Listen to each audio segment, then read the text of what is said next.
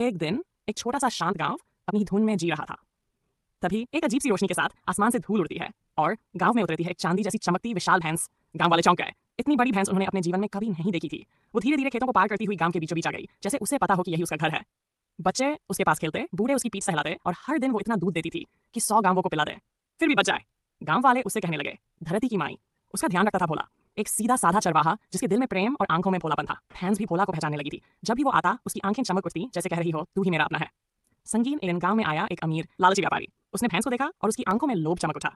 ये भैंस मुझे बेच दो, मैं 5 करोड़ दूंगा। भोला भैया, नहीं साहब, ये कोई चीज नहीं है, ये हमारी माँ है, ये बिकाऊ नहीं है। उसकी राह पर इसने व्यापारी गुस्से से कांपने लगा। उसकी आंखों में जलन थी और मन में बदले की आग।